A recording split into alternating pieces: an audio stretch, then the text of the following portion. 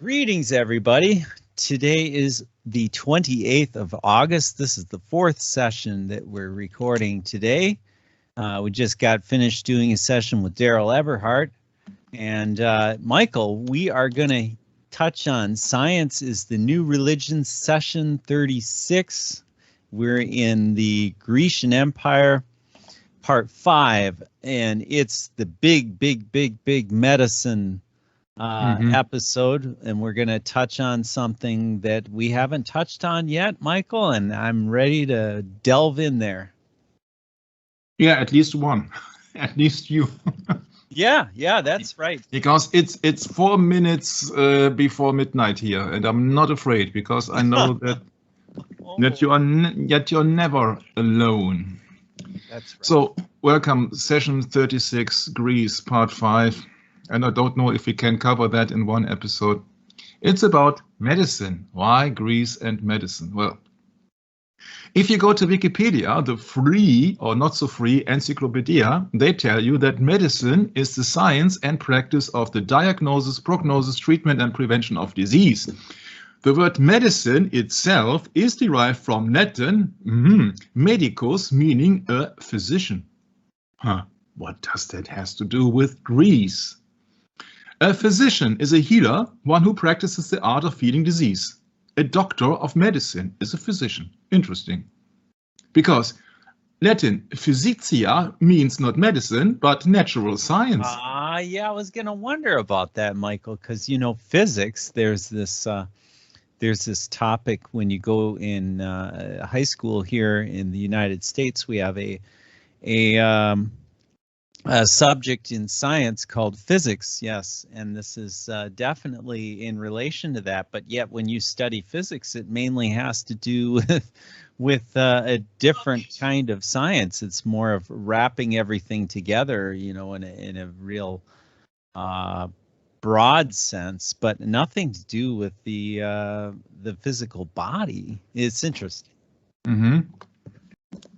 Yeah, so medicine comes from Latin and means a physician, but a physician is a healer and a doctor of medicine. So a doctor of medicine means that is someone who is professionally a healer, practicing the art of healing disease. Okay, so far so good. And in Latin, physicia, so a physician, means natural science. So he is a scientist. It's the science of health or of medicine. Okay, so if physics, it's a natural science, a science of the principles operative in organic nature. You see, there is your medicine. Organic nature has something to do with healing and health. Organic nature. From physics in sense of natural science. So the science of the organic nature. Okay, based on Latin physica, or Greek, ta physica, literally the natural things, title of, let's see, Aristotle's treatise on nature. So that means, in my humble opinion, that physics, at least physics, the natural things, is derived from Aristotle. Wow. Okay. Good. Yeah, or not so good. Very good. Well, it's good in the sense that we know the origin now. Yes. Yeah. So before the rise, that is troubling. I must agree. See, the only reason I says good is because, you know, just because I liked physics in high school doesn't mean it's a good wholesome teaching to be doing nowadays, Michael. Yeah, but the problem is that we in last session we have learned that there is not much substance in Aristotle's science sometimes. No, not biblical substance is zero. Yeah, sure, but you see that also Alexander the Great wasn't that convinced about the geology, for example, of Aristotle. So if you are busy with so many subjects like Aristotle was because he was into biology, he was into geology, yes. Geology, thank you very much, and politics and so forth and so forth and so forth. You cannot be an expert in that many fields. You have to concentrate on several items, but not on the average stuff. That means that you are superficial, or you want to look like to be wise. We know that Aristotle was the teacher of Alexander the Great, and we know that Aristotle was a Greek guy. So, question occurs: how much influence did the Greek had on medicine? Physicist. So many English words. Yes, that's right. Yeah, it's a student of physics. Yes, yeah. 36. Yes. Yeah. Wow. Yeah, but you see that this is a very interesting sentence here. Before the rise of modern science, so there's ancient science and modern science, physics was usually defined as the science of that which is movable, or the science of natural bodies. So, nevertheless, it is a science. Oh boy, we're really getting into something else here. It was commonly made to include all natural science. At present, vital phenomena are not considered objects of physics, which is divided into general and applied physics. But in the old days, in the ancient times, medicine was, or physics, or a physicist, or a physician was a scientist into the principles of organic nature. Okay, so they are hence a part of natural science. It was used earlier in the sense of one versed in the medical sciences. This comes from Etymology Online, 1617. But this was rare, and by the 19th century obsolete, because, of course, in the 19th century, 100 plus, you had many new things coming up, technique, electricity, laboratoriums, etc., etc., etc. And so from there on, in my humble opinion, they specified the things so that you have not medicine in general, but you divided it in several things like they did earlier here when they had this divided into general and applied physics. Today you got doctors for several things. It's not one doctor who knows it all, but you have to have specialists, experts in the field. So one verse in the medical science. Very well, Michael. You took it straight from the video, yeah. There. Straight from the pit, yes. Yes, you did. Yeah. Interesting. Yeah.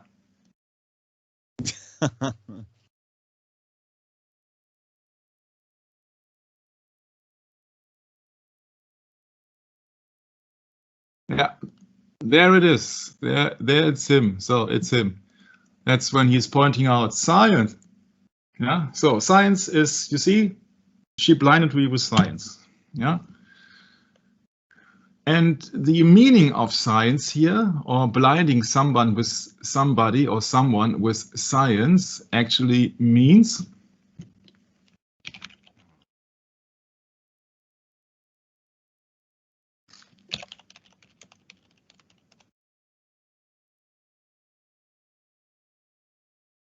to blind someone with science confused by the use of big words or complex explanations. From 1937, you see in the 20s, in the 20th century, people could be blinded with science. They could be confused because everything was getting more complex. Okay. So what's the use of their science? Because in Greek, you have gnosis, a feminine noun, and which means, of course, what can it mean? Knowledge or science. And we know that science is knowledge, especially of things lawful and unlawful for Christians. Moral wisdom, the deeper, the more perfect, enlarged knowledge of this religion, outline of biblical usage. This is Greek 1097, knowing by implication, knowledge, science. There you got it once again. So gnosis in Greek means science. As we know that the New Testament and the book of Revelation had been translated or been written down in Greek, we have the word Greek 5331 pharmakeia. a medication that is, by extension, magic, literal or figurative, sorcery, witchcraft. Pharmakeia has something to do with medicine, I suppose. Well, as we are here in the Greek language, where pharmakeia means medication, it must be the tool of the doctor of medicine or the physicist or the one who is healing somebody in the way that Aristotle was teaching, because it is down to Aristotle. So this is medication. These are the tools of the doctors of medical science. So far, so bad. This is the statue of Aesculapios, the Greek god of medicine. Greek, once again, the god of medicine. And therefore, if you like to say so, the role model for Aristotle. Because this is the Greek god of medicine. They had a separate god for medicine only, holding the symbolic rod of Aesculapios, which is called serpent. A tree to be wise.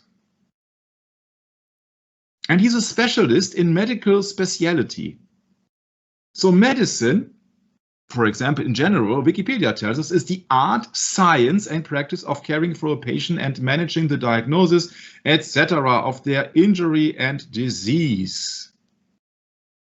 Okay, so we are using here a Latin word, actually, medicine, from medicus. But the patron of medicine is the Greek god Aesculapios, holding the rod with the coiled serpent. Medicine has been practiced since prehistoric times. What are prehistoric times? Yeah. There is no record about it, so it's just a legend. I see. So like the Babylonian prehistoric times before Europe, but nobody knows what happened then. But yeah, it's just a bunch of tales and legends. So during most of it, which was an art, the knowledge, once again, a science, frequently having connections to the religious and philosophical beliefs of local culture. Once again, religion and philosophical beliefs. Yeah, you know what this is? You know what this is?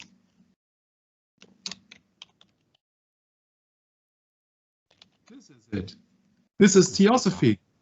Yes. This is the mixing of religious, of theology, and sophistic. Yeah.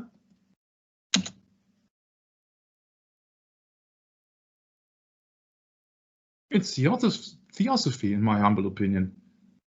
For example, very interesting, Michael. Go ahead.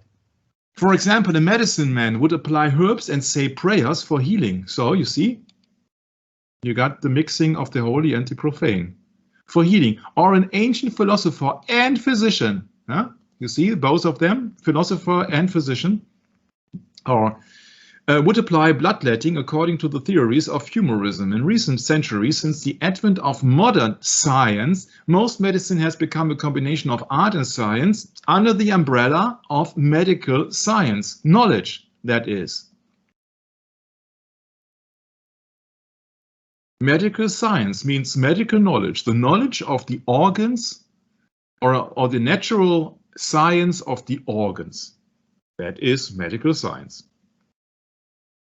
Okay, so that we know that once again, you got the mixture and the mingling of religion and this time philosophy. What comes into my mind are the so-called medicine men from the Native American cultures, for example. Yeah, so the ones who are praying to the gods and just preparing some herbs and some potions, etc. Yeah, this is always these medical men's shamans. Yeah, this is what comes into my mind if I look upon the American continent. So you got several things about medicine, and once again, medicus. I just have to skip back here on medicus. What does medicus means? A physician, and a physician is a healer, a doctor of medicine. So It's like running around in a circle between Greek and Latin language. Okay. Forms of medicine are now known as traditional medicine and folk medicine. They remain commonly used with instead of scientific medicine and are thus called alternative medicine. Alternation or an alternative to what?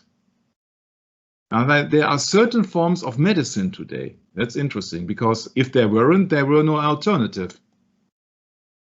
Okay, as an example, evidence on the effectiveness of acupuncture is variable and inconsistent for any condition, but is generally safe when done by an appropriate trained practitioner. In contrast, alternative treatments outside the bounds, not just of scientific medicine, but also that of safety and efficiency, are termed quackery. So it depends on who has got a license. Who's doing what? Yeah, you need a license, a proof for everything. Yeah, that's quackery, you know, like you're a quack, you're a fake. Yeah. Okay, so not going into this, but with just over half of chiropractors also rejecting the science of immunization. I think it's big enough. Yeah, so there are really people who are rejecting the science or the knowledge of immunization. I don't think that we will cover that part of medicine in this session. It's about the basics actually here, where it all comes from.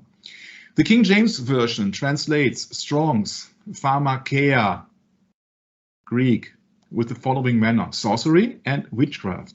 The use of administering of drugs, poisoning, sorcery, magical arts, you see, this would be a religious terminology here. That would mean that there is the religion practice incorporated, magical arts, often found in connection with idolatry and fostered by it. Of course. Oh yeah. Who's the main issue here? What is the name of the idol? It's Aesculapios. Mm-hmm. It's a Greek god of medicine. Yeah, the deceptions and seduction of idolatry. Once again, it's a Greek idol, or Hepios, a hero and a god of medicine in ancient Greek religion and mythology. Aha. Yeah? Shines a light on it here. So that is, in my humble opinion, also the reason why the King James Bible and especially the Strong's Concordance, they translate the word with pharmakeia. Comes and pharmakeia, medication, pharmakeia. But pharmakeia means magic and sorcery and witchcraft, because the pharmakeia that the people, the follower of idolatry, were handing out was been considered in the light of the Bible as magical arts, because it is a religious practice to follow and to worship the pagan god Aesculapios. Yeah, there you got the physicians too. Okay, I hope you can follow my train of thoughts here. Deceptions and seductions of idolatry.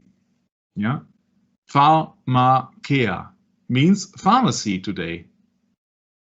If you think that I'm exaggerating the subject here or not being close to the Bible, then let's open eSword for just a brief moment,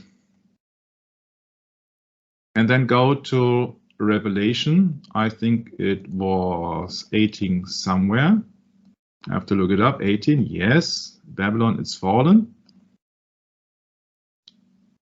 Yeah, and this was the verse which we have read, I think, in the first session of it, what we ever did on the subject of science is the new religion, that Babylon the Great is fallen. Oh, I think it's sorcery at the end of Revelation 18, is it? At the very end? Yeah, it's the very end, but this is just the start of the. This is just the start of it, and I think that the main prolific verse is verse 3.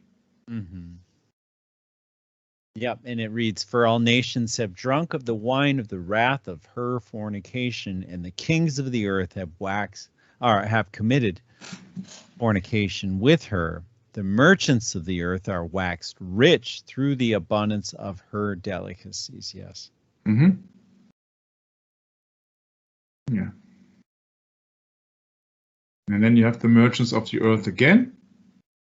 And then in a later verse, it is the verse 23, their sorceries have been labeled or named, translated, and the origin of the word is this Greek pharmakeia.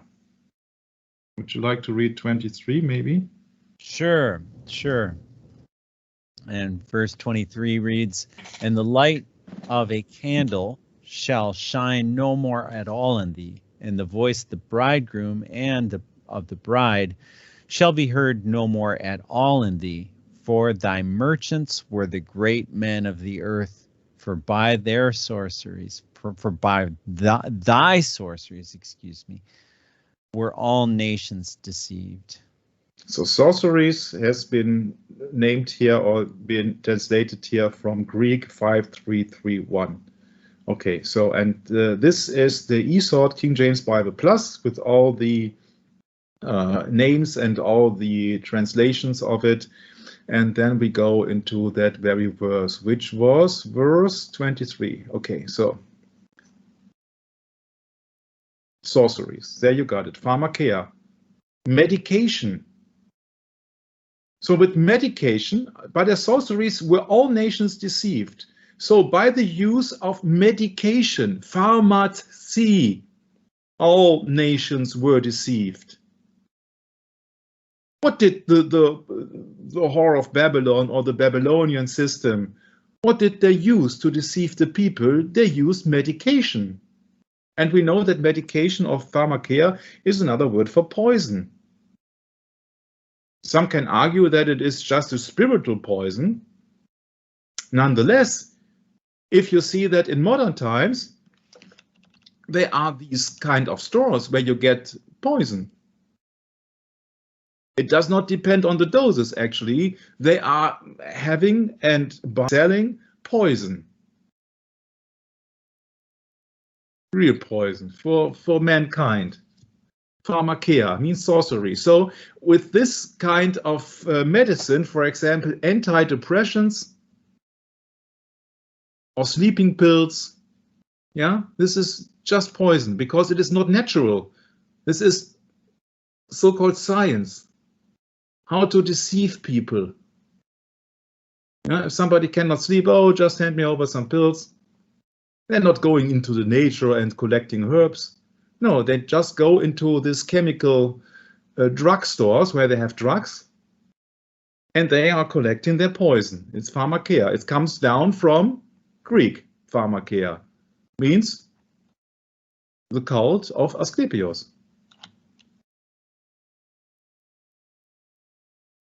For example, the University of Oklahoma has that kind of a symbol, the College of Pharmacy. Look at that. Look at that. Rod the serpent's on now. It's a what do you call this again? A chalice. Yeah. Mm-hmm. Chalice. Yeah. Mm-hmm.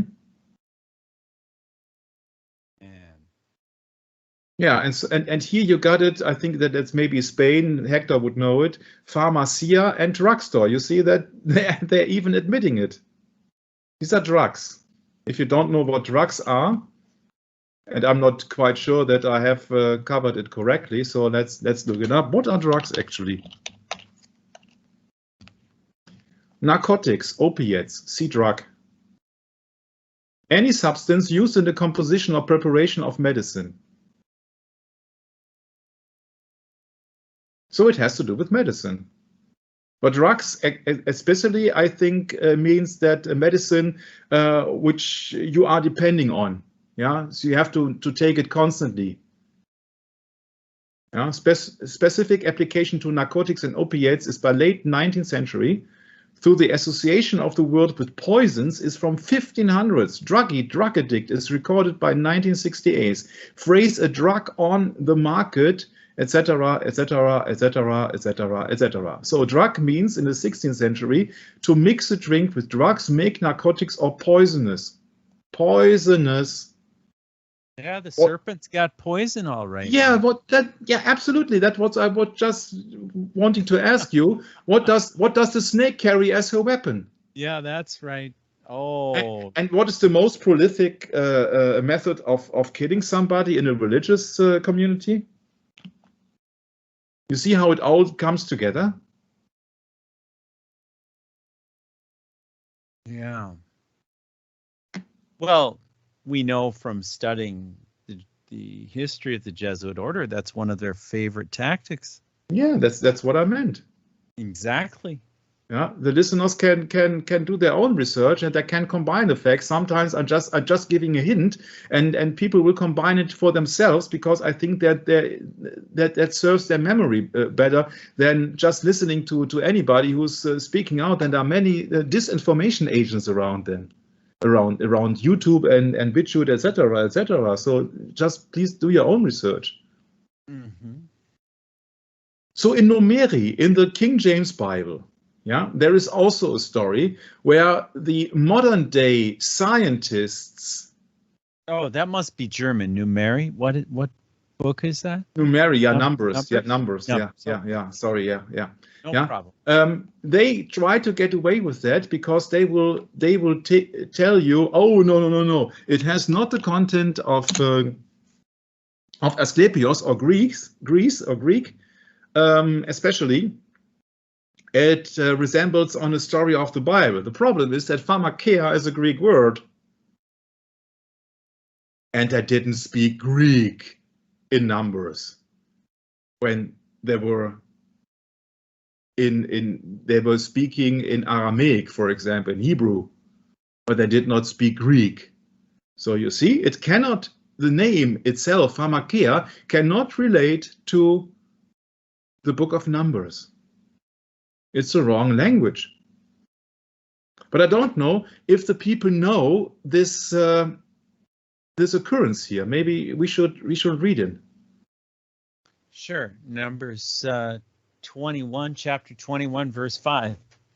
And the people spake against God and against Moses, wherefore have ye brought us out of Egypt to die in the wilderness? For there is no bread, neither is there any water, and our soul loatheth this light bread. And the Lord sent fiery serpents among the people, and they bit the people, and much of the people of Israel died. Therefore the people came to Moses and said, We have sinned, for we have spoken against the Lord and against thee. Pray unto the Lord that he take away the serpents from us. And Moses prayed for the people. And the Lord said unto Moses, Make thee a fiery serpent, and set it upon a pole. And it shall come to pass that every one that is bitten, when he looketh upon it, shall live. And Moses made a serpent of brass, and put it upon a pole. And it came to pass that if a serpent had bitten any man, when he beheld the serpent of brass, he lived. Mm-hmm. So this is the biblical story. Now we have to face the fact that there are two stories. One is the story of the pagan god from the Greek Aesculapios with his rod of a serpent. And this is a biblical story of Moses having made a serpent of brass and put it upon a pole. So who's right? They can't both be right. They can both be right. So which is which? Which is which? The Lord said unto Moses, so it was an order from God. So the fiery serpent that Moses made was been made upon the order of the Almighty Lord. It was only for these Israelites where that fiery serpent was made. Interesting enough, in 21:6 we learn that the Lord himself sent fiery serpents among the people, and they bit the people, and much of people of Israel died. How can that be? Why did he send fiery serpents? Because because fiery serpents means a burning serpent, and that means that at least the bite must be extremely painful and also was fatal.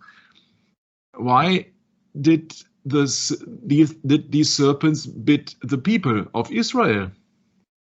I think that's like a allegory here, that he uses the serpent, that people who did not follow the commandments of God were bitten and died.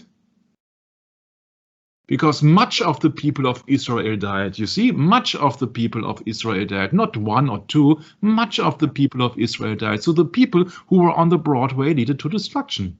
It's my first hint, my first thought which came into my mind. So that was upon the order of God. And also it relies to Egypt, because you see that the serpent of Moses was beating up the serpents of the Pharaoh when it came down to a competition in front of the Pharaoh. I think it was in the book of Exodus. But here in the later book, in the book of Numbers, we have also the symbol of the serpents. And God himself sent the serpents to bit the people of Israel. And that can only mean, in my humble opinion, that these people didn't obey the Lord. These, for example, the people who were worshipping images and idols, for example, the golden calf. You see, because in the next verse we learn that the people came to Moses and said, "We have sinned, for we have spoken against the Lord." And therefore, when they have repented, then the Lord said unto Moses, "Okay, make thee a fiery serpent." So a serpent which is consuming the other serpents, for example. A fiery serpent, a special serpent, a special serpent. It's not the same serpent as the serpent where the people have been bitten, but this is a serpent which will heal the people, more or less. Even by looking upon it. You see that when he looked upon it, not touching it, not healing it by a hand or something like that, like a healer of Reiki or Chi or what else. No, just by looking at. So if somebody is not looking at the fiery serpents anymore, but is repenting and looking at the serpent or the healing device, let's say it this way, of the Almighty God after he has repented, then he will live. But now I find it extremely interesting that God is also using once again a serpent to beat a serpent, or to heal the people from the serpent when they were, before they repent. And also another thing occurs here. Look at here. He made a serpent of brass. Where do I know that from? Brass. There was something with the Metal Man image. Metal Man Daniel image. So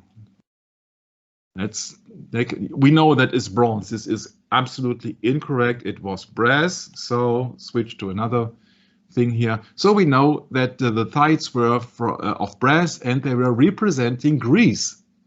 So I don't know. I don't want to make anything up here. I don't know if brass was just the common and I think the less expensive metal they could make anything out of. But Greece has been represented by brass. Brad. Yeah, that's right. That's correct. Here it speaks of bronze. That is incorrect. It's brass in the King James Bible. So once again, so they were not worshipping. They were just looking at it. Yeah, it does not say they will worship the serpent. Okay, so this is just an image here. I don't like to show images, but I think it is here for a good reason. You see that the people here are not bowing down in front of the snake. Okay, they just look at it. They just look at it. They just look at this at the fiery serpent which were made by Moses to heal the people. So they were following the order from Moses, or the law of Moses. Okay, that's would be And this my image guess. might not be accurate because it speaks of a staff, not a cross. Yeah, And that's what I correct. will testify to. I was to a neighbor's funeral some years ago, and my neighbor died while he was out shoveling his walk, more or less, because he wouldn't go see a doctor. And anyway, I went to the funeral, and at the funeral, one of the so-called priests or pastors, whatever you prefer to call the man, I'm sure he was, just the choice of the family, spoke about the serpent on a cross. And it piqued my interest, and I looked it up when I got home.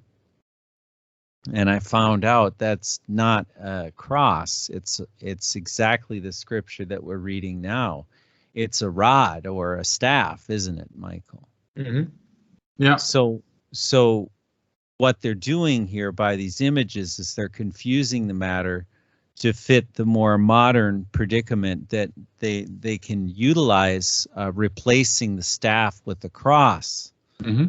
And, that's an entirely different study I don't wish to get into here. No, but you're absolutely correct, because I discovered the website before. Yes. You mentioned it, which absolutely has the same, does make the same connection. Yes. Yeah. So it is, therefore, you see that the compass snake staff history, I said it here not in straight letters, but it in what's the name of it?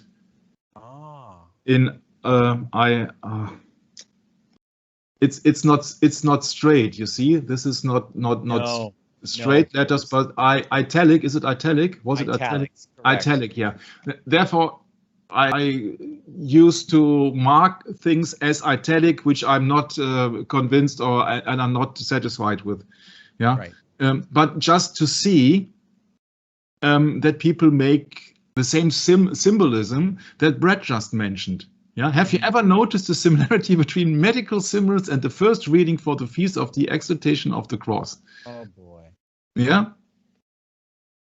The one about the bronze serpent when it was a brass serpent, etc., etc.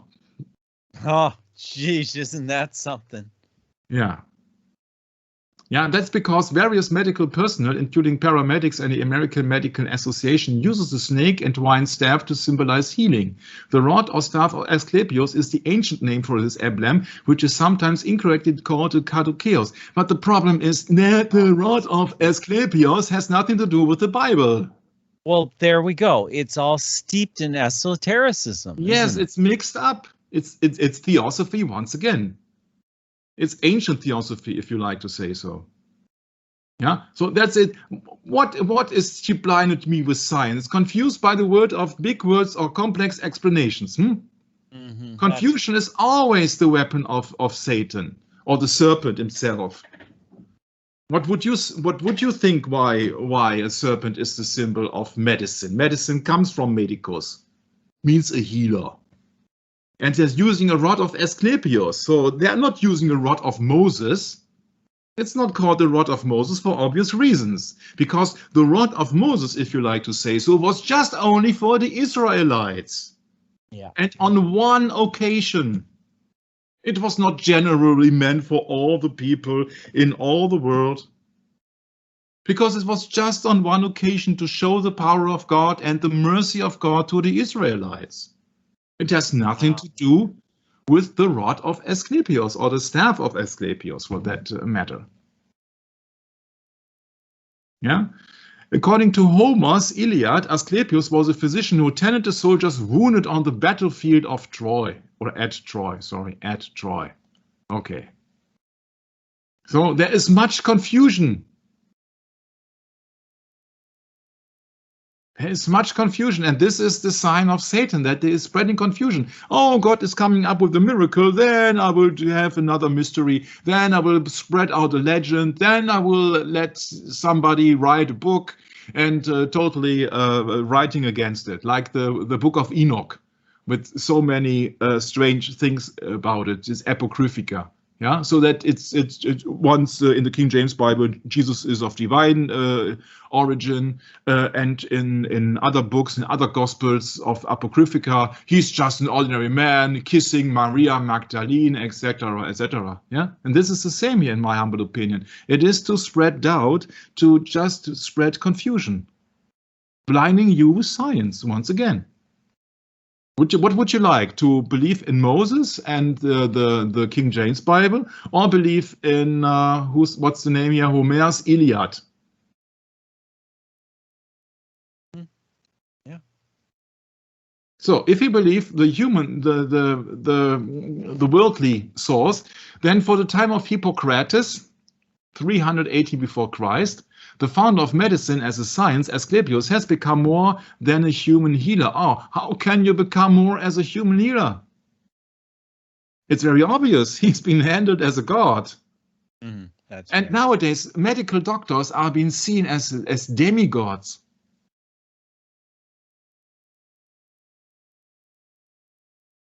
Like Aesculapios, more than a human healer. What's the difference between then and now? It's a very broad term in Germany. Many people call the doctors, oh, they are demigods. Yeah. He had been raised, speaking of Aesculapios, he had been raised to divine status and was called the son of Apollo, the son of the sun god. Wow. What's that? Another Tammuz? Speaking of Alexander Hislop and the two Babylons bread. This Aesculapios was so skilled as healer that he was even said to have raised someone from the dead. Where do I know that from?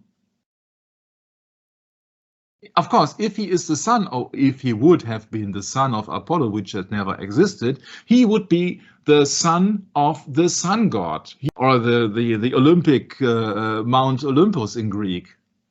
So he was the son of Apollo. That means he was a god, or at least a demigod, and he could raise someone from the dead. So he must be of divine origin. This is a mockery of course, of the Almighty Lord, Creator God, for which Zeus, the king of the gods, or if you like to say so, another name of Satan, killed him. According to the truth? No. According to the legend.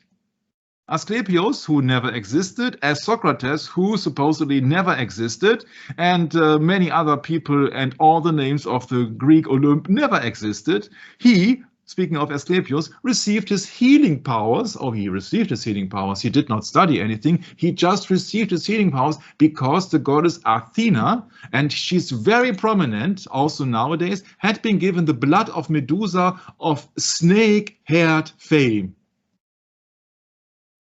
Bible, anybody? Oh, yike. The life is in the blood. Yeah, and the Medusa has something to do with the snake. And it is just a legend, but he received healing powers of the goddess Athene. And if you don't, if you are not convinced anymore, then Athene is the capital city of Greece, even in 2021. So please tell me, what has changed? What has changed? Look at the etymology of Greece, etymology and names. In earlier Greek, such as Homeric Greek, the name has been current in a singular form, though Athena. It was possibly rendered in a later plural, blah, blah, blah, blah, blah. It was debated whether Athens took its name from a patron goddess Athena, and I don't think that we have to debate that. Because Athena is the patron goddess of Athens. Modern scholars now generally agree that the goddess takes her name from the city, the capital city of Greece, which is one of the countries of the European so-called Union. Europe being the lover, the female lover of the god king Zeus, or the mistress of Zeus.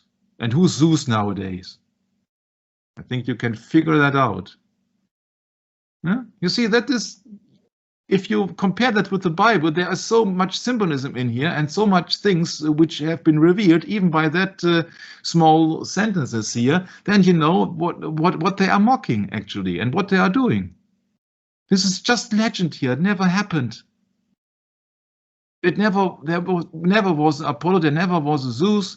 It's just all names for Satan and his fallen angels, if you like to say so.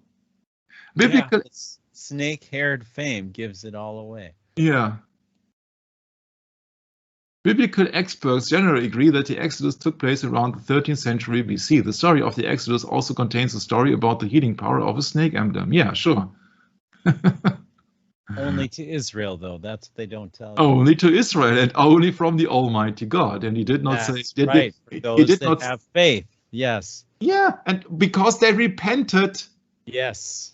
And they followed the Almighty God out of bondage in Egypt. Ooh, what's this quote have to say here, Mike? The healing powers associated with the staff of Aesculapios and the Israelite bronze serpent may imply a relationship between the two symbols, said Rabbi Ari Vernon, a contributor to the quote-unquote Jewish Lights website in St. Louis. Quote, the ancient Greeks may have borrowed from the ancient Israelites or vice versa. Oh, yeah. We both may have appropriated from from another local culture. The history, however, is secondary to the lessons that our traditions about the icon teach us. Oh boy, what is this? Yeah, the history is secondary to our traditions. What? Yeah, that's what's been said here. That's the same as if you would say, oh, the Bible is secondary to our catechism. Yeah, there you go. Yeah.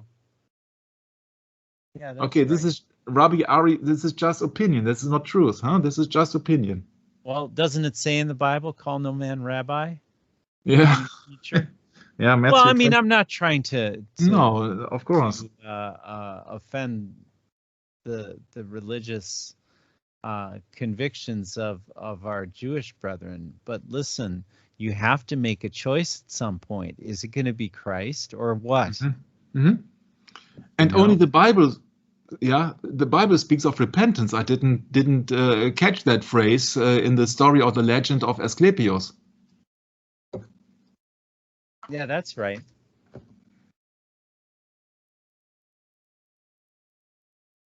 I'm sorry, I didn't want to interrupt you because I think no. Go ahead. It's a very interesting subject. This. Please keep going. Yeah.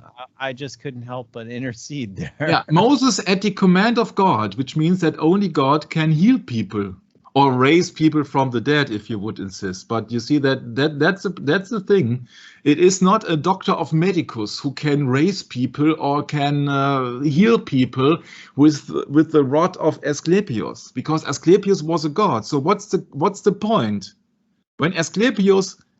Even if Aesculapios was a god healing people, then what's the point in studying the so-called science and knowledge of Aesculapios? Because the students of nowadays are, I'm absolutely sure, are no gods. Or do they feel themselves as gods? That would very much explain our current situation in 2021, I'd say. Okay? Jesus tells Nicodemus, just as Moses lifted up the serpent in the desert, so must the Son of Man be lifted up, so that everyone who believes in him has... That's a really good point, Michael. Yeah, but you see that is just Nicodemus. Yeah, where is Nicodemus in the King James Bible? Uh-oh.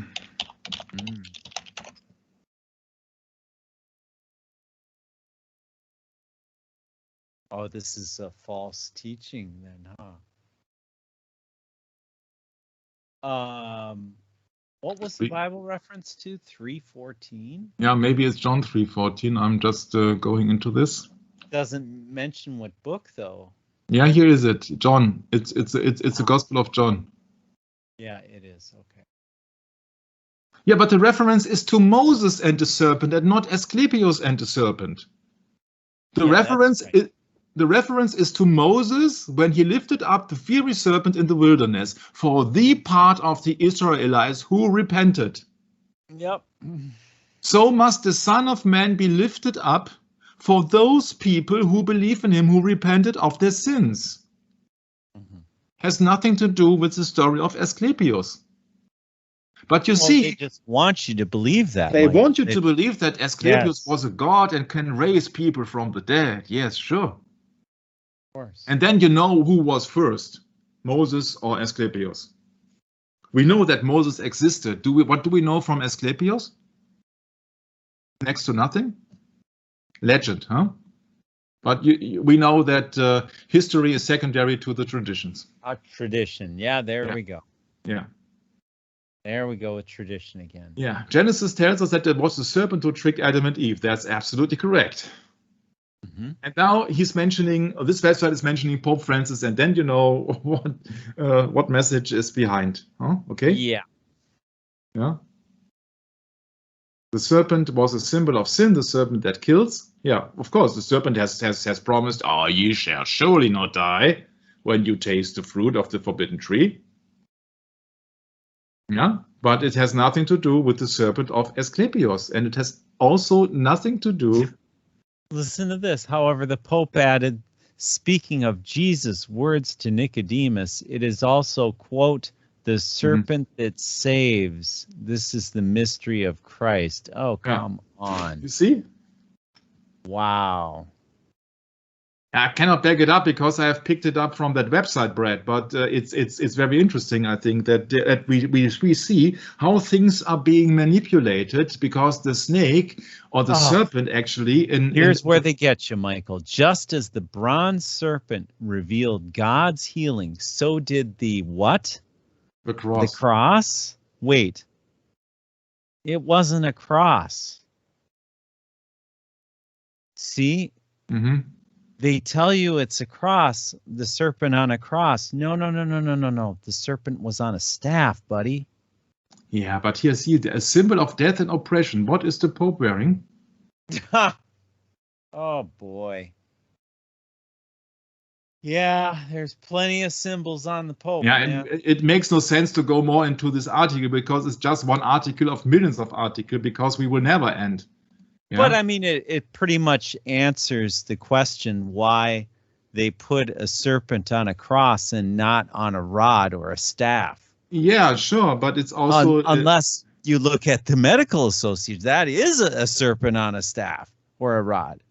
So there's quite a contradiction, and then in the doctrine is where they really get you, Michael. That's the point. The preachers and the pastors up in the funerals today are telling us it's a serpent on a cross. And if you're a Protestant, I got a big problem with that. And when the women saw that the tree was good for food and that it was pleasant to the eyes and a tree to the desire to make one wise, to give knowledge, to have science, that's the downfall here. I can be more clever than anybody else. But when I hand out to the forbidden tree and eat the forbidden fruit, taste the forbidden fruit, then I know everything. It's about knowledge. It's about science. Oh, yeah, that's what the serpent said. That's like the definition of occultism being hidden. Oh, it's just hidden knowledge. That's all it is. There's nothing wrong with it. Yeah, right. And yeah, but the thing is that he promised, ye shall not surely die. But as far as I'm concerned, Eve died. Of course. Yeah. Of course she did. You see, this is knowledge, knowing good and evil, knowing. Wise. Okay, let's move on. So we know why the snake is just to deceive the people, that into believing that it has any connections to Moses. But yeah, it just it's a false doctrine. Right? It's a false doctrine. Yeah. Sources. Got the source. Greek. Listen to this, how they twist this here, Michael.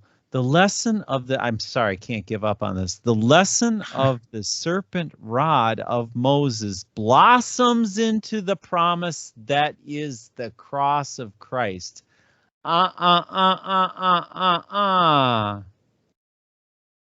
They really mixed it up behind your back. Mm-hmm. And you're forced to read this and believe it on, what is this, Wikipedia or something? This is Catholic Encyclopedia. Yeah. Oh, it's Catholic. It's, oh, goodness gracious. Right. Yeah, it's different sources here, but you see that. Wow, that's interesting. Interesting. The cross if you in itself was a symbol of the oppressive and deadly power of the Roman Empire. What? Yeah. Oh, goodness gracious, man. But what they don't tell you is the Roman Empire is still going. Yeah. And you have also here some figure here with the Osiris pose. Yeah, the rejection, so you cannot hug anybody. And then you see the dove going down on the top. Yeah. That's a symbol of Freemasonry or something. Yeah. Mm-hmm. Wicked stuff, man. Yeah, very wicked stuff. Yeah. Very wicked. Yeah. The symbol of Roman oppression. Yeah. Mm-hmm. Yeah, it's very interesting. But also the source has given me another source, another website. It's GreekMedicine.net. I said, oh, that's interesting. I said we will never finish. Yeah, we're never gonna finish. Never gonna finish. Yeah, yeah. Oh, you see, introduction, mythology, history, who's who, basic principles, physiology, hygiene, pathology, diagnosis, etc. It all comes down to the rod of Aesculapios. For Moses and God's sake. Oh, man. Incredible. A gift from the gods. Oh, plural, anybody? Ye shall Back be to the pantheon, Michael. Ye shall be as gods. Ye shall be as gods. Like the Greek gods, knowing good and evil. Sorry, missed it. There it is.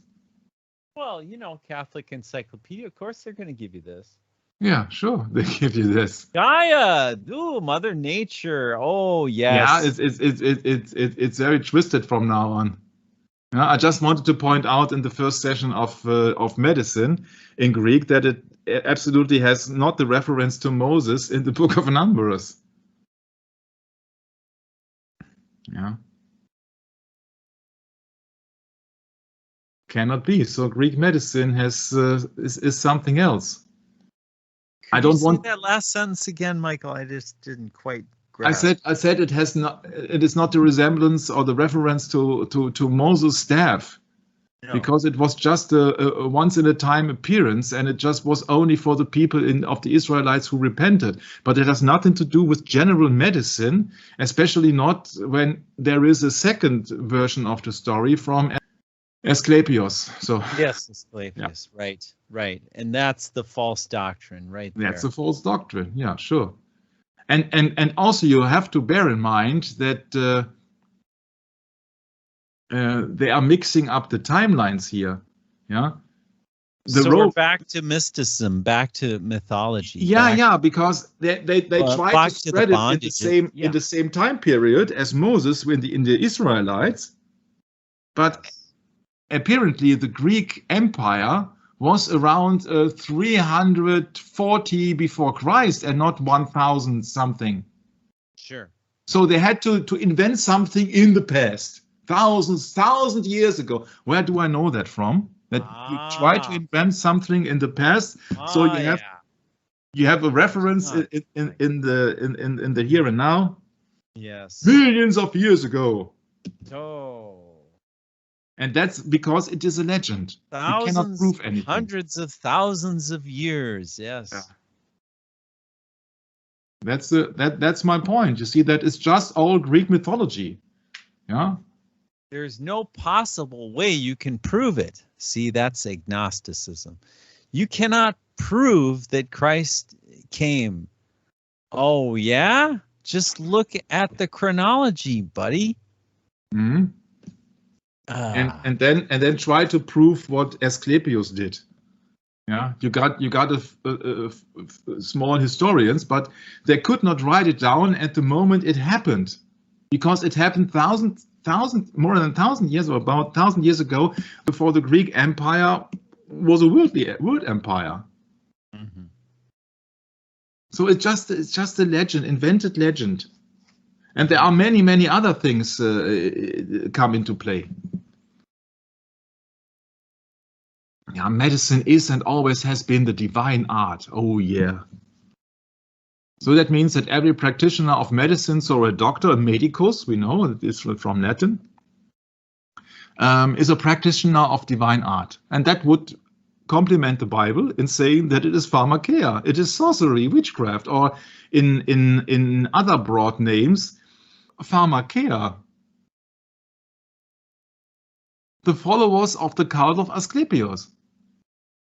And if you look upon the symbols of Aesculapios, or the symbols of in German, pharmacy means Apotheke. It sounds a little bit strange, I know. Yeah, but Apotheke, and that's their symbol. In Germany, you got this symbol. An A, letter A. On the chalice again. Yes, of course. Yeah. We don't get that here. No, I've never seen this before, Michael. This is on every German medical drugstore. Yeah, sure. Oh, wow. This is Germany. That's interesting. And it's a logo, you see? Logos. Ah, yes. Yeah, okay. The logos of the Apotheke. That means that is the logos, the knowledge, the word, logos. Okay, but there you have the serpent on the balance. Mm-hmm. And the green cross there? Mm-hmm. Weird. Yeah. Yeah, just want to show you that this is just a cult. I've never seen these before. Thanks for bringing it up. Yeah, this is just a cult. You see that this is an apotheke, or what you would call a pharmacy. Right.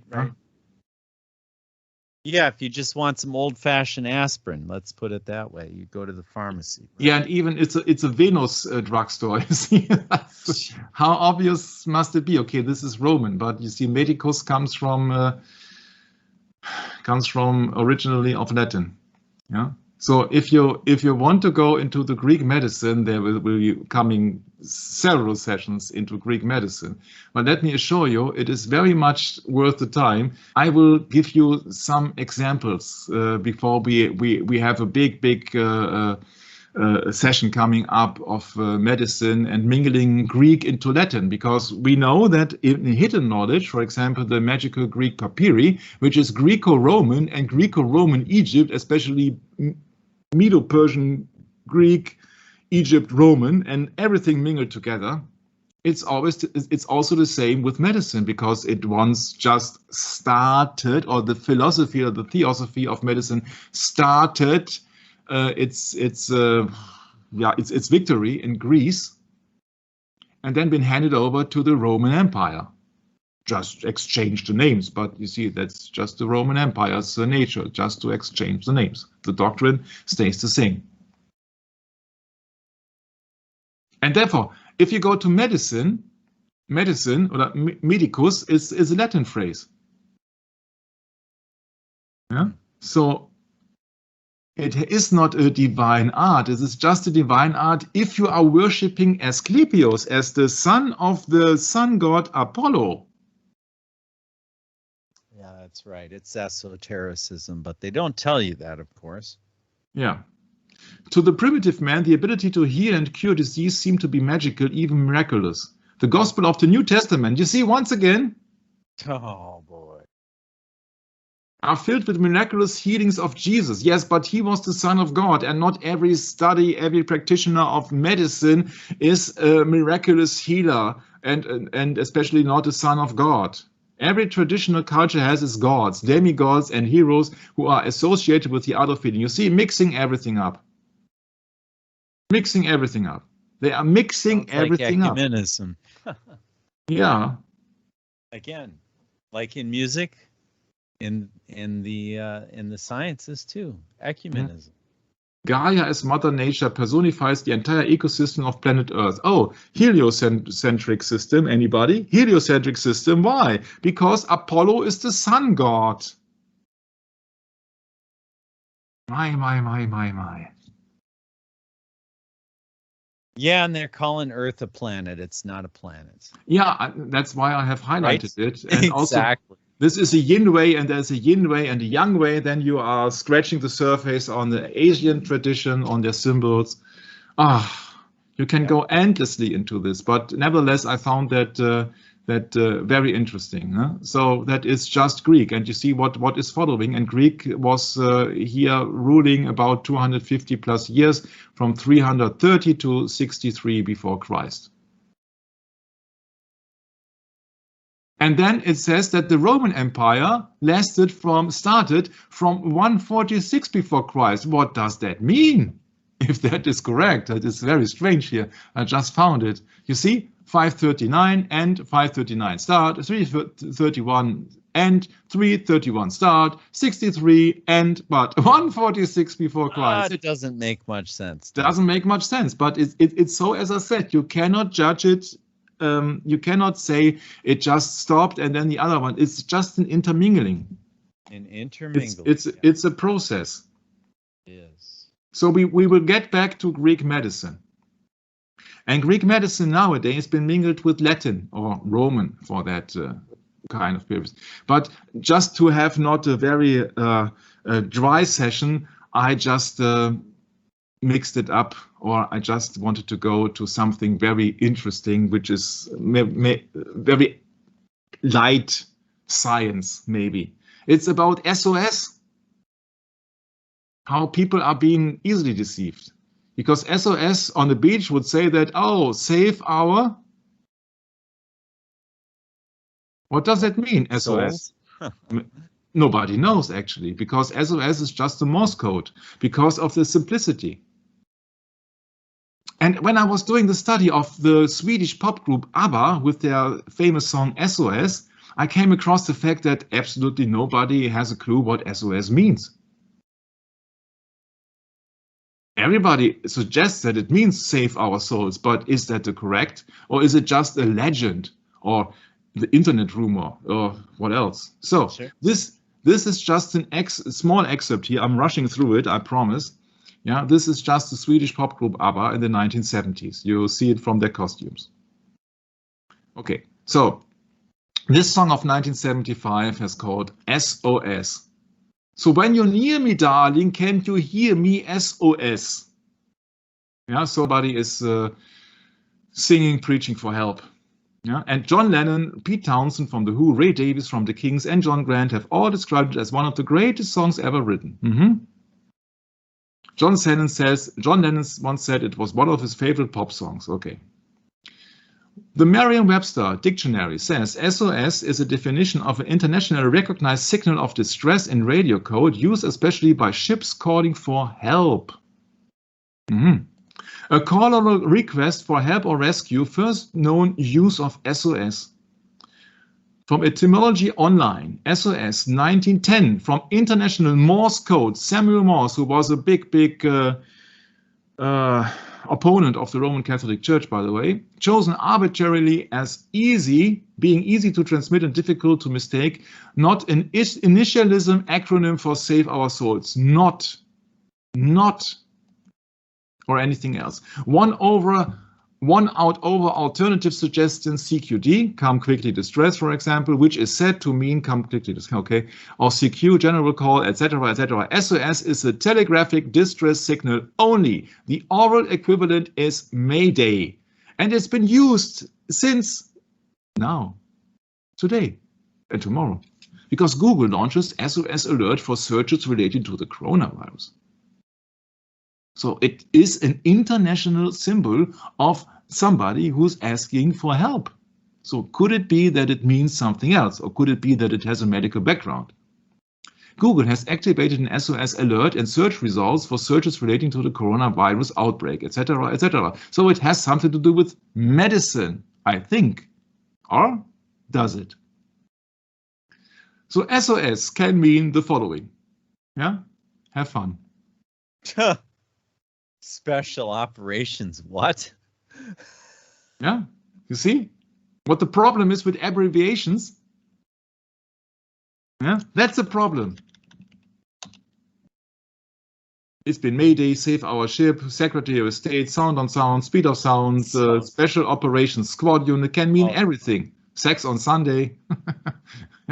The problem, sounds of silence, the problem is that we know that it has something to do with medicine, something to do with help, something to do with emergency. And then I came up and I said, well, wait, if medicine is a Latin term, medicus, physicist, then what is it if SOS is a short term for a Latin phrase? Good question. Yeah, I came up with that idea, I don't know, 1.5 years ago when I was doing in German the lectures with Jörg on ABBA. We needed 36 sessions about that. And I came up with that idea. Sorry to stress you. Si opposit. That's Latin. Okay. So the medical definition of SOS, if occasion require, if necessary, used in writing prescriptions, history and etymology for Latin is si opposit, which means if there is need, if occasion require, a prescription indication that the drug is to only be administered once. I think that almost nobody would have come to that conclusion. And I don't say that it's the absolute truth or the absolute correct. It is my interpretation because it has to have a medical background. Safe, you see, it's a distress signal. Yeah, it is about life and death. So it is more likely it does not mean sex on Sundays if a ship is sinking. And SOS, one of the first ships who were making the Morse code, was the Titanic. They sent CQD, come quickly distress, and SOS alternately. And then they were using SOS in 1912 in April, when the Titanic was actually sinking. So it has something to do with life and death. And so Aesculapios is the god of medicine and been claimed that he can raise the dead, etc. But you see, if medicals and medical terms nowadays are in Latin language is the language that the medicals, that the doctors are speaking, not Greek, but Latin. Then why not look for a Latin word of a meaning, special meaning in a medical term, and that is si opposit. A drug. A drug is to be only administered once, or a poison, or what else, or a medicine, name it as you like. Si opposit, there is opus in it. Opus, for example, means a musical one, a work, a labor, an exertion, from opus, work. Like Opus Dei, the work of God. A Catholic organization founded in Spain in 1928. Secret society. So, si opposit means in German, when nötig, means in English, if necessary, if needed. And I said, well, maybe that has something to do with the serpent. That would be very great. Because the serpent, you see, the rod of Aesculapios, it's about to, it's alleged in the legend to heal people. Aesculapios is a god. So what does snake or serpent, yes, this is German here, I'm sorry, I did not have the time to do it in English too. So serpent or Schlange means serpent or snake. And anguis is in Latin. I said, oh, I'm really sorry. But then I came with another idea. I said, well, what is this? These are roads in Italy. Italy is a famous country with 2 states in it. One is Italy, and the second one is the Vatican. Because Rome is not only the capital city of Italy, Rome is also the Vatican state. Part of Rome is the capital of the Vatican state. What's it called, this kind of twisted roads? Oh, serpentine. Yes. So the name serpentine comes from Latin serpens, means snake or serpent. It's a snake-like pattern with very narrow ways, such a street on a mountain hill side. Okay, this is serpentine, from serpent's snake, you see? Like a staff on the rod of Aesculapios, for example. It's a serpentine. Interesting enough that there is, in Italy, there are many of these serpentines. Interesting. Okay, serpent. Genesis 3:1. Yeah. Now the serpent was more subtle than any beast of the field which the Lord God had made. And he said unto the woman, Yea, hath God said, Ye shall not eat of every tree of the garden? And you see here the explanation from the Esau software, Nashash. A snake from its hiss, a serpent. A serpent, a liar or deceiver. For example, John 8:44.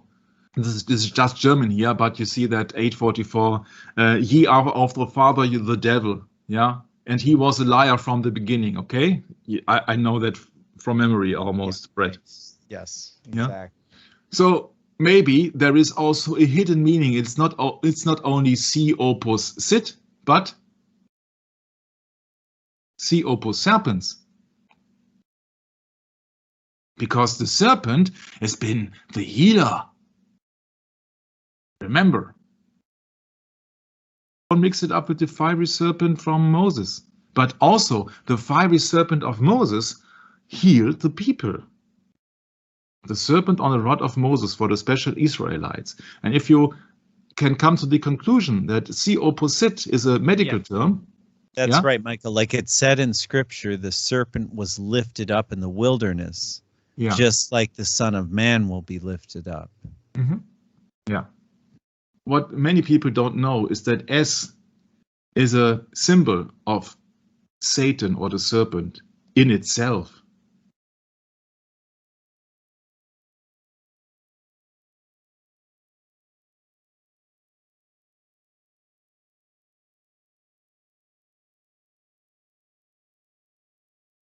I can go more. Peter Gabriel, so yeah. So C opus serpens means if the snake or if the serpent or the works, if the works of the serpent. So you see, there are many things about it, but you see that S is a serpentine in itself. The letter is a serpentine in itself, and 0 or O means a circle or almost a circle, means a spiritual thing. A circle is always depicted as a spiritual thing. Yeah. So there you got another hint where you can draw your conclusions. So then what else? It's an emergency call. You see the symbol SOS, C opposite or C opus serpens, if you like to say so. Maybe you get another conclusion. You have an own idea, and a telephone on it. So what happens if you call 911? You are in need. Yeah, in need means distress, emergency need. No? Come quickly, distress was the old emergency pattern on the Morse code, and then it went to SOS. Okay, so it means distress, emergency need. If you are in need, yeah. So if you are in need, you call 911. Yeah, then it is like the same if you say, come quickly, distress, I'm in emergency, I have a special need. Need comes from several languages, even Dutch, means distress, peril, etc., etc., etc. So let's move on. So C opus serpentes, if you would like to say it this way, SOS, means if the snake bites. Or if the snake does its work. You see, C means if, opus means work, and serpentes means serpent. If the work of the serpents, or if the serpent works. And what does the serpent do? He gets you with his poison. What did the fiery serpents that the Lord God ordered, what did they do to the Israelites? They bite them to death. So if a snake has done its work in biting people, then you call SOS because you're in need, you're in fear of your life. And in my humble opinion, it could be highly likely that SOS means C opus serpentes. It would be still Latin, the language of the medicus. And if we are speaking in abbreviations and in codes, it's a violation of Matthew 5:37, which says, "Ye shall say yea, yea, or nay, nay." Mm-hmm. Right. Yeah. But you see that they get away with that because it can mean hundreds of possibilities. And I can tell you if that is the right conclusion, but at least that was the conclusion what I have came up to. Because save our souls, you see that the medicus, the medicine, the doctor does not save your soul. No, far from it. Far from it. Far from it. Far from it, huh?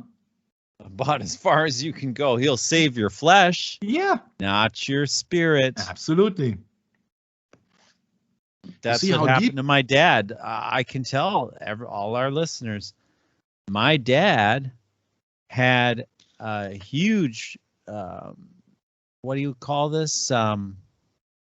Lost his breath while he was brushing his teeth, and basically died right in the arms of my mother. Sorry for that. And yeah, it was very traumatic for my mother. Believe me. I went out there and he was brain dead. He was shocked back to life by the SOS call.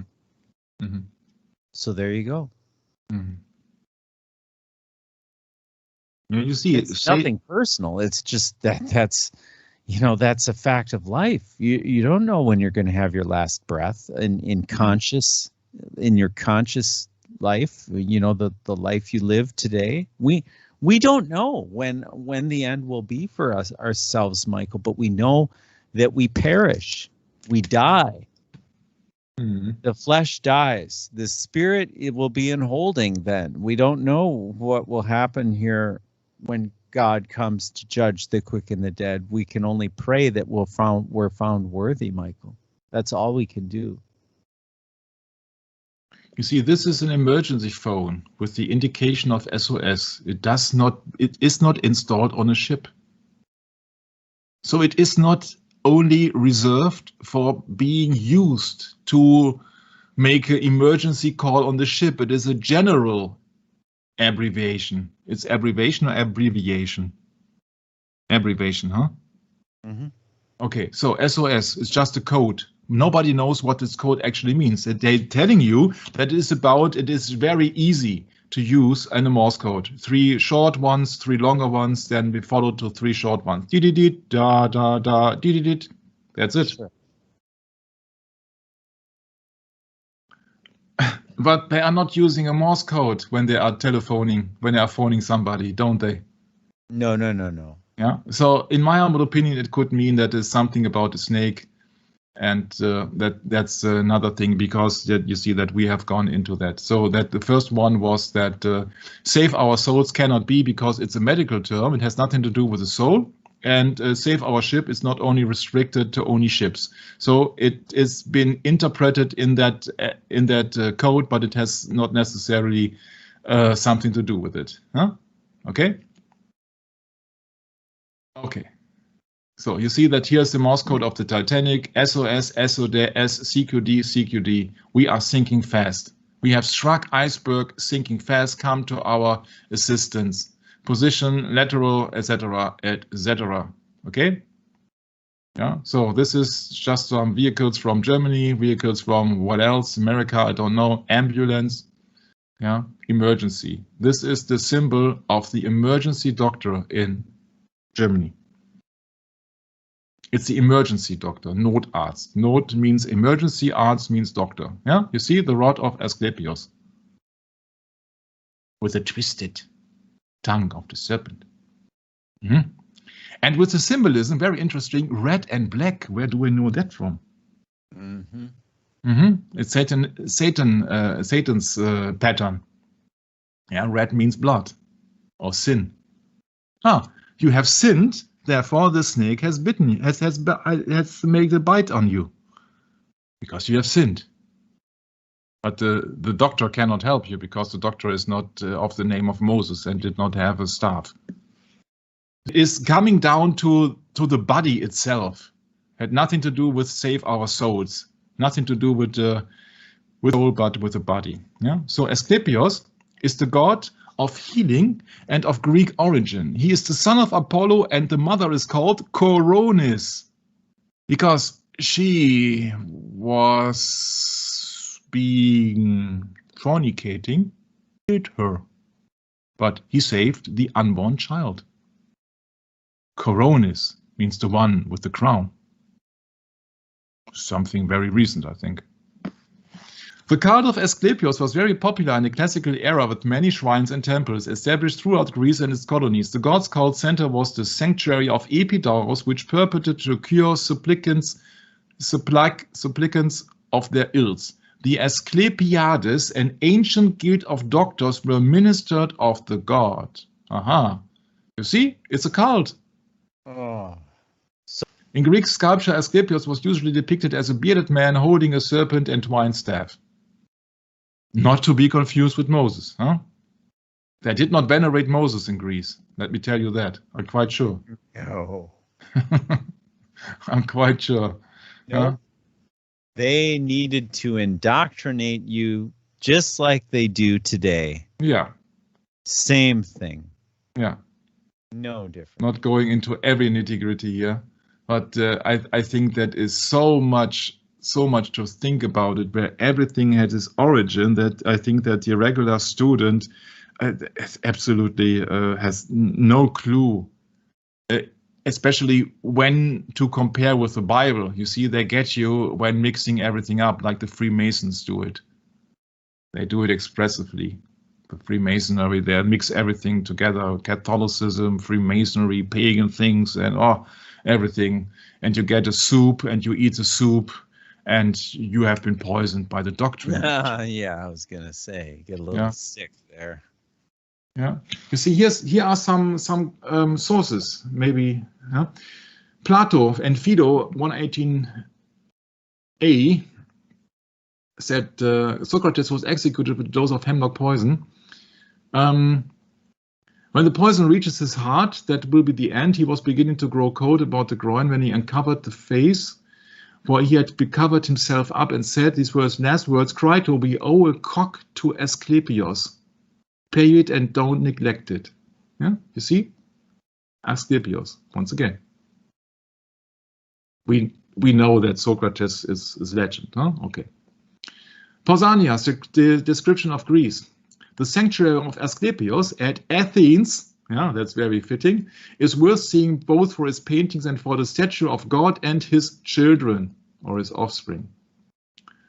Once again, the most famous sanctuaries of Aesculapios had their origin from Epidaurus. In the first place, the Athenians, who say that they gave a share of their mystic rites to Aesculapios, call this day of the festival Epidauria, and they allege that their worship of Aesculapios dates from them. Alenion on animals, Greek natural history.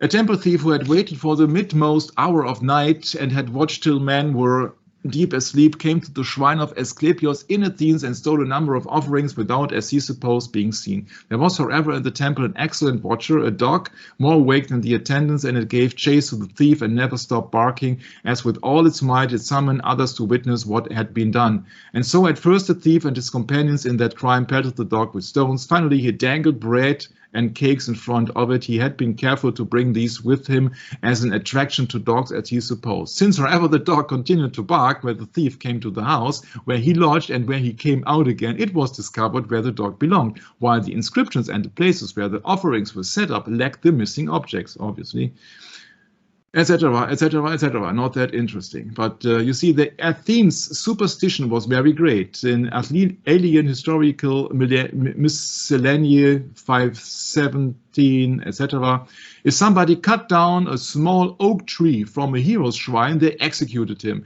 Also, when Artabas struck and killed the bird sacred to Aesculapios, the Athenians did not overlook the matter as trivial. They executed him and did not grant a pardon on grounds of ignorance or insanity, because they deemed the god's interest superior to both these considerations.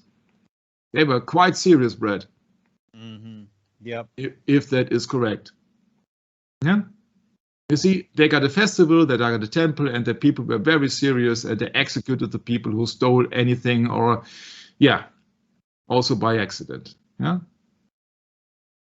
This is cult. This is a cult.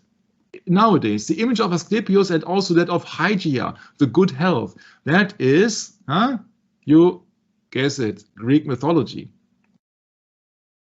Greek mythology, Hygeia, the religion of sanitation and hygiene. So quite recent, huh? The goddess of health, sanitation, and hygiene was the stepdaughter of Aesculapios. She was worshipped alongside Aesculapios in all his healing sanctuaries or Aesculapios. Healers have noticed the close relationship between cleanliness and health. Pestilence and disease flourish where filth and impurities accumulate. Cleans the body both inwardly and outwardly through diet, exercise, lifestyle, and physical regimen, and most diseases are greatly ameliorated and vanish of their own accord. Or maybe let's say, wash your hands and put on a mask. Oh my. Yeah, it's always the same. It never ends, it never stops, and it's always the same. Also, there's an oath of Hippocrates, if you like to go into that, but maybe for the next session, because it will never stop.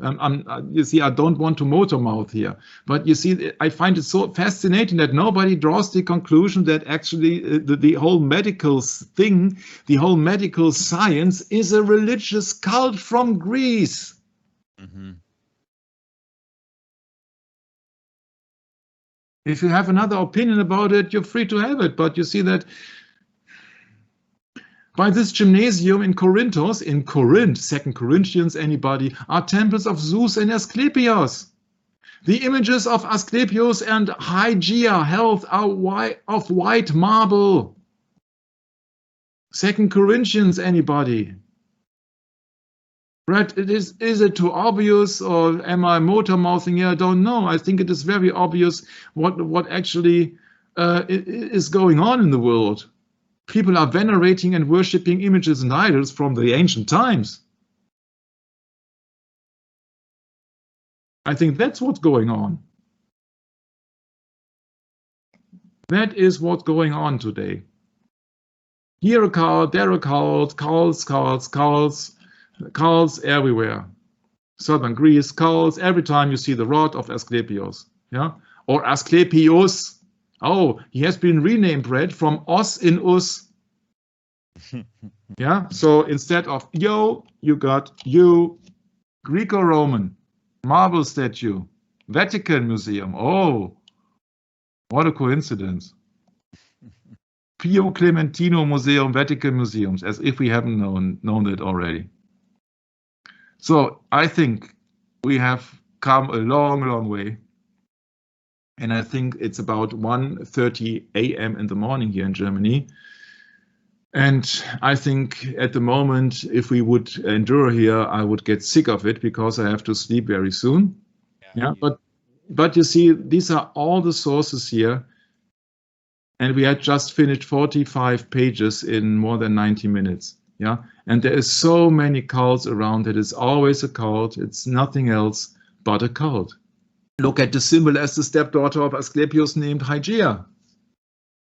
Look at the symbol here. What is this? Other but a serpent. She's feeding the serpent. She's feeding the serpent. That's hygiene, huh? Hygiene, yes. The personification of health, cleanness, and hygiene. Hygiene and the four sisters, etc., etc., etc. Yeah. She plays an important part in her father's cult. While her father was more directly associated with healing, she was associated with the prevention of sickness and the continuation of good health. Her name in the source of the word hygiene.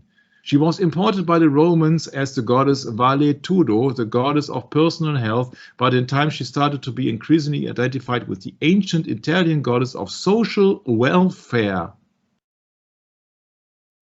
Ring a bell? At Athens, Hygeia was the subject of a local cult. Yeah, sure, she was. She was the stepdaughter of the god named Aesculapios. Yeah. And interesting enough that she was also worshipped. And this is the Hygeia pentagram. Any questions? Oh my. Any question what that could be? It's quite similar to this, and I don't want to go into every nitty-gritty. You see, it's every time the same, but the people don't look at it. People don't concentrate on things. You cannot be an expert in 10 several fields or branches.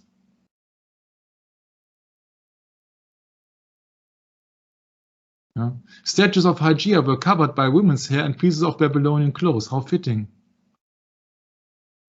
How fitting. Babylonian clothes. Huh.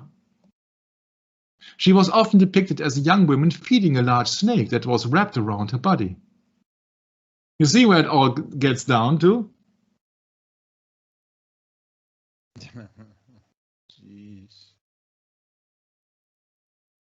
You see where it all comes down to. And so I think that we will close it down. I could make much more out of it, but I think on that bombshell here, the Hygeia pentagram worship of the stepdaughter of Aesculapios who killed his wife. Yeah, that's the trouble that the world is rushing into. Thank you very much for your time, for your patience, and I would like to hand it over to my beloved brother Brett. Well, Michael, I wouldn't have expected to find such a what can we say? A huge red flashing light in our history lesson today as the cult of Aesculapios. Boy, this is, yeah, well, that's Greece for you then, I guess, the Greek Empire. So the beast gets around, doesn't he? Yeah. So, well, yeah, that's really something, really something. I would never have expected to find that today in our lesson, but here we are. This is it. Yeah, Coronis. Yeah, interesting. Yeah, she was the wife of Aesculapios, but also the lover of Apollo. So therefore, Aesculapios, the god of healing, did not heal her, but he killed her. Oh, this sounds like Thessalonica almost. Thessalian. Thessalian princess. Ugh. Yeah. Apollo, she became the mother of Aesculapios, the Greek god of medicine. The mother of Aesculapios. During her pregnancy, she committed adultery with a mortal man. She was turned into a constellation after her death.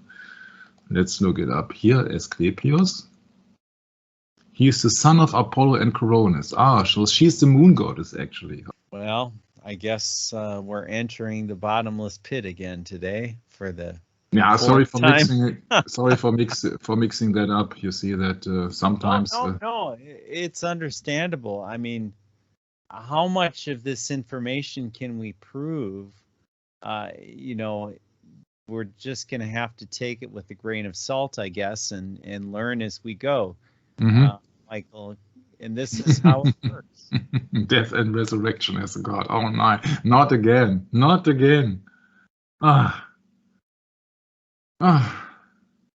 All these legends.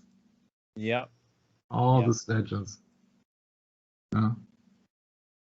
But this is the origin of it all,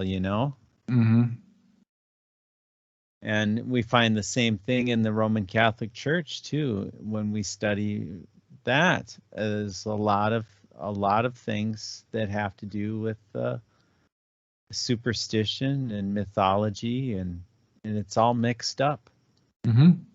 So it's just a matter of time keeping our nose to the grindstone. We're going to learn more as we go. I think we're, not that it's of any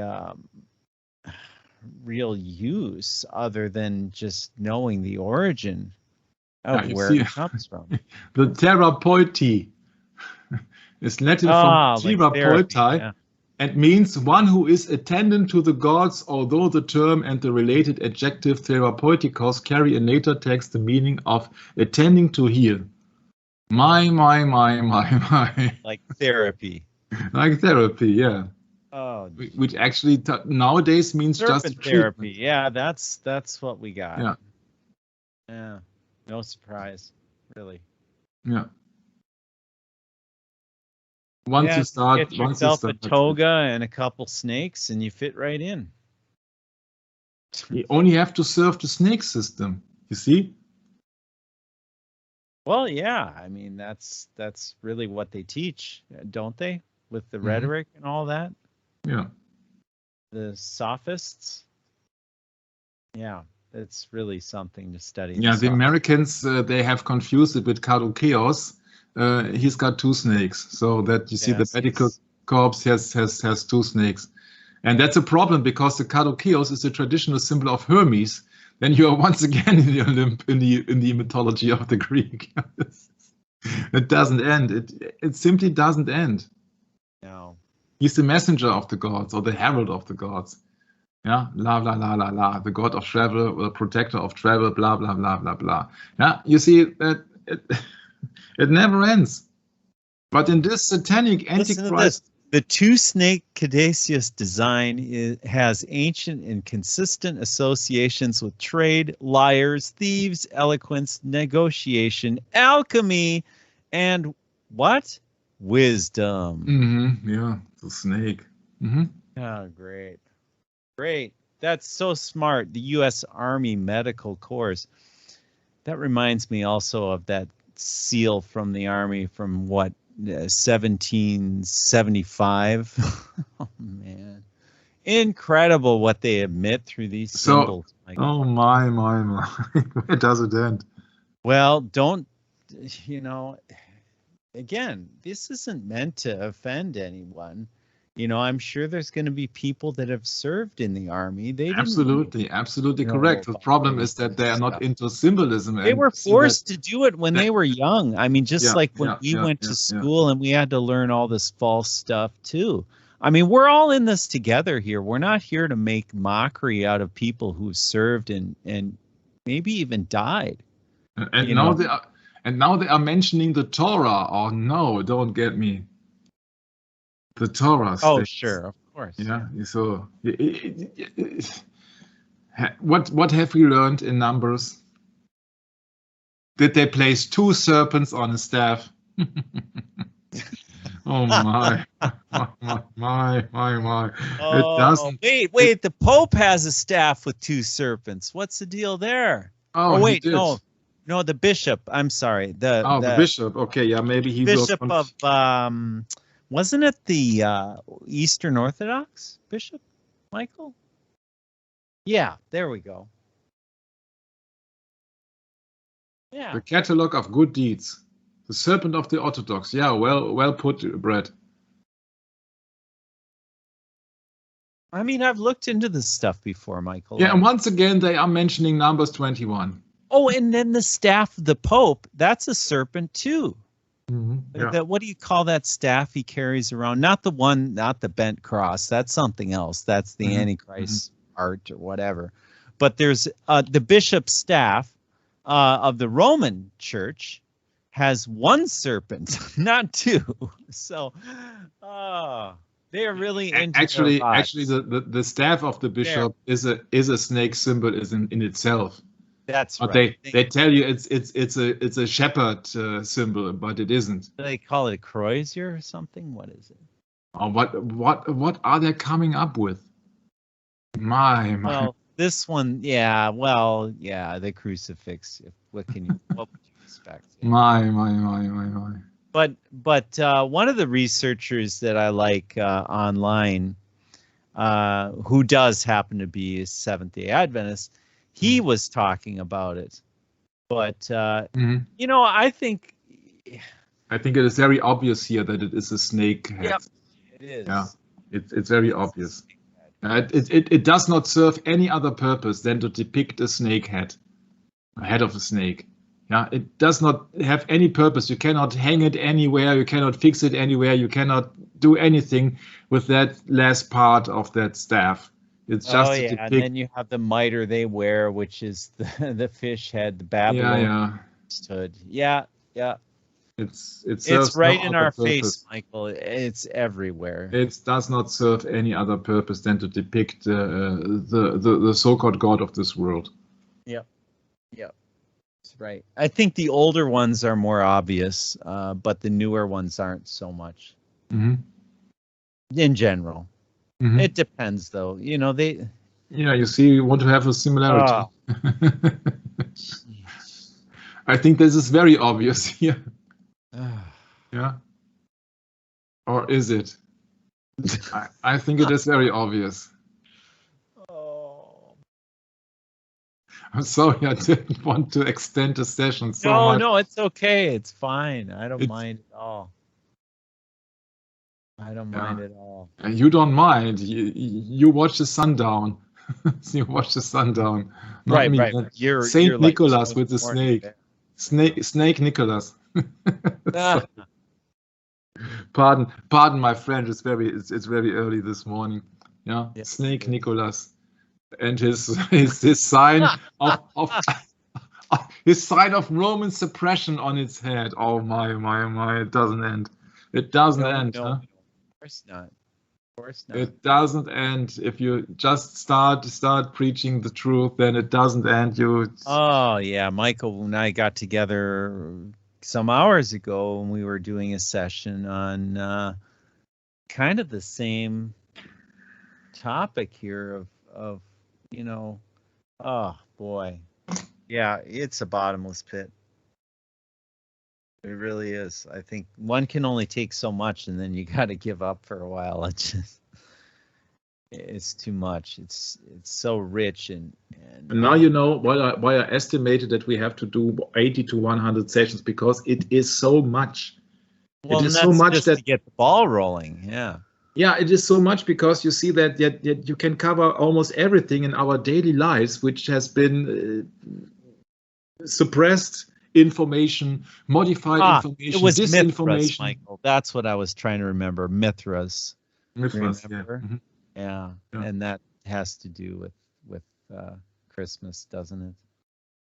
Yeah. Mm-hmm. So yeah, it's just incredible how much that ancient doctrine has been mixed up with what people call Christianity. Yeah, but maybe it was very important session that the people actually see where medicine comes from.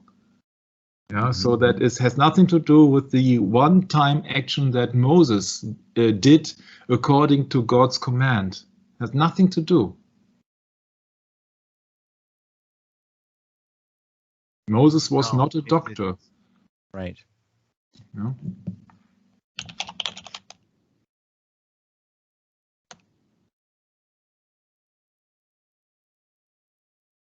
As I pointed out previously, I don't go into the Roman Empire because there are numerous accounts of things that we have covered on our sessions. It does not make any sense because you see that Mitra is Proto-Indo-Iranian, means Persia. Oh, yes, that's right. The name of the Indo-Iranian divinity from which it names, and it shares some characteristics of Mitra and Avestan Mitra derive. You see, magic, anybody? Mm-hmm. It's just Persian priesthood. It's always the same. Yeah. It's like snowball. Once you get started, you cannot get rid of the thing. It gets bigger and bigger and bigger and bigger, and in the end, you'll be bombarded with it, and you have to cope with it, and you surely will die. Yeah, you surely will die. You not surely die, but you surely will die. So the serpent, as a symbol of truth, has been lying from the start. Ah, yeah, that's right. He has been lying from the start, and especially if you look at this. Question: where do we give our consent? You're going to give it to the serpent? God forbid. And the serpent said unto the woman, you shall not surely die. That was a lie. So people pretend the serpent to be wise. No, the serpent is a liar. Sure that the New Testament spoke about you shall be wise as serpents. Yeah, of course. But the serpent is a liar. We are not supposed to lie. We shall be wise as serpents, and but harmless as doves. Harmless as doves, yes. There's the big kicker. We do not act. We do not act. Condemning, you know, yeah, you can rebuke. Yes, correct. But God is the one that condemns us for eternal life, not man. Mm-hmm. And we hope that precious souls get saved from eternal damnation, because that's not a good place for anyone, even our enemy.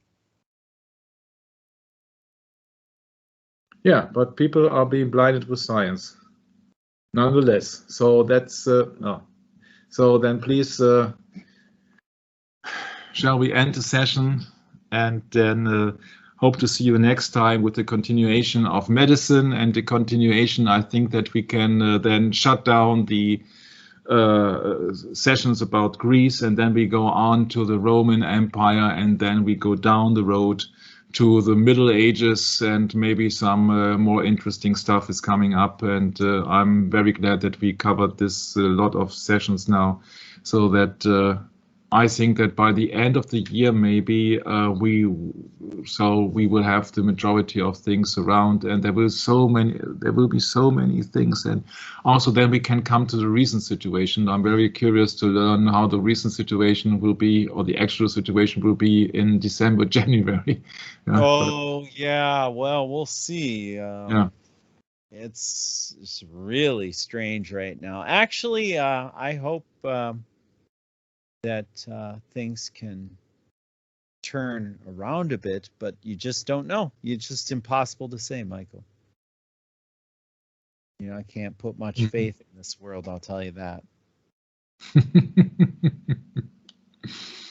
Yeah, it's always the same, Greco-Roman, and